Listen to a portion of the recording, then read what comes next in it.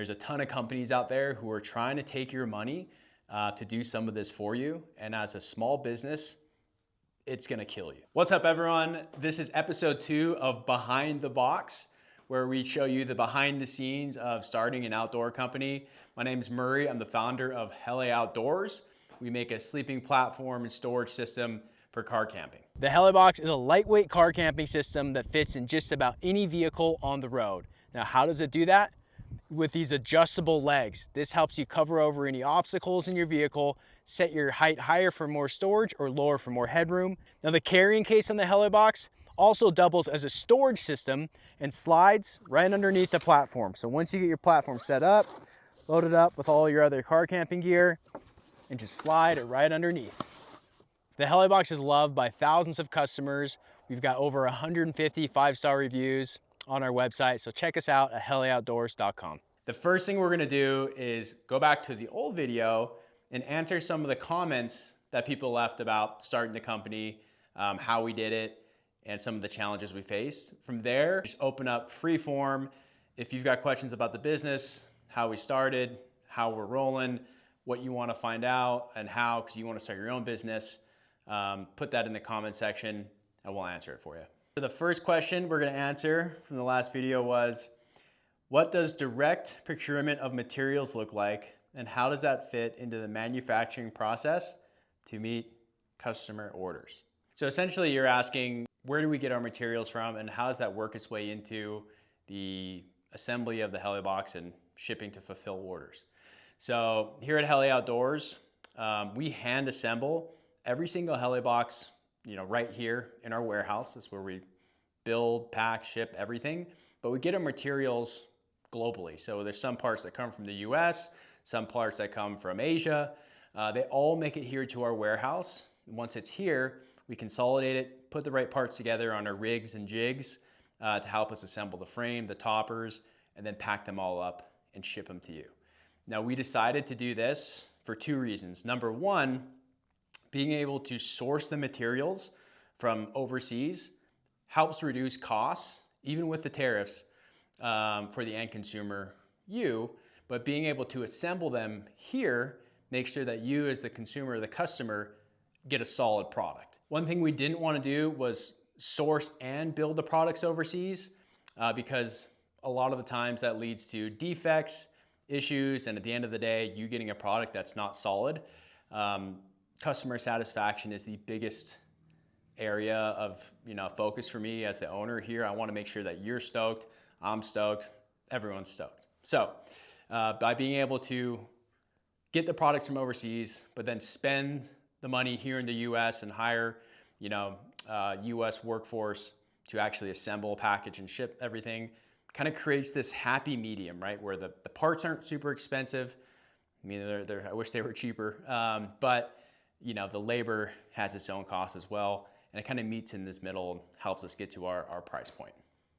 So by outsourcing the materials and assembling and building everything here in the US, it helps create this kind of middleman, right? Where we save a little bit on cost by doing outsourcing, but we spend a little more assembling, packaging, and shipping here, with US labor.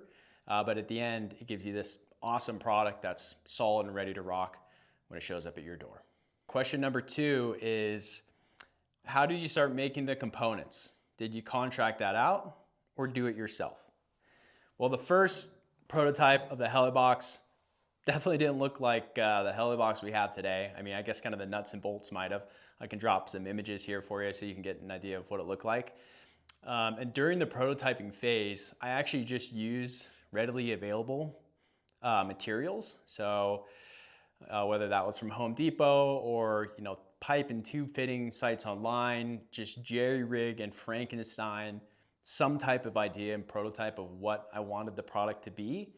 And then from there, slowly started iterating on it with prototype 2, prototype 3, prototype 4.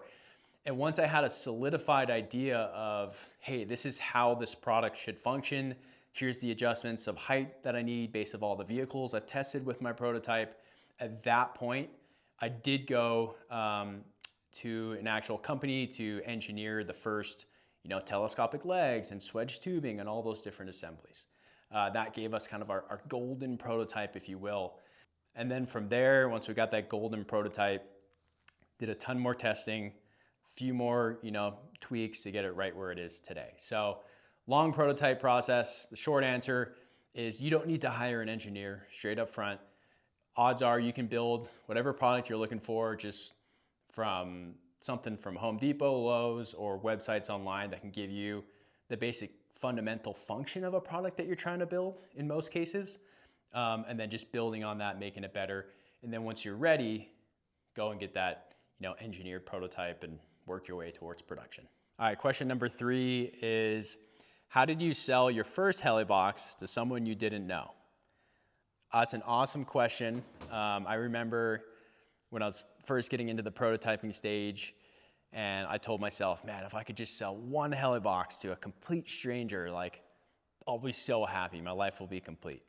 Fast forward, we sold thousands of Hele Boxes, and it's important to remember to be so grateful for how far we've come. But for that first Hele Box, it was sold directly from our website. It was a pre-order, and that was just mainly from social media. So we got kind of lucky in the beginning. We had a couple reels go viral that helped us get our social media page to where it is today. But even before that, before we were viral, before we had all these followers, if you just put in the work, you have an awesome product that solves a need in the market, someone's gonna see it that needs it. And that's probably gonna be your first customer. So it's just building on that. Once you get those first few customers, get feedback from them, make it better, make your processes better. Just try and keep going up and to the right as best you can. Okay, and kind of on topic with that, when you think about the different channels that are gonna help drive sales for you, whether it be your first customer or your 100th customer, 10,000th customer, you name it, everything comes from your website. So think of your website as like the holy grail. There's no way, if you're a direct-to-consumer business, there's no way that you can make a sale without getting someone to your website.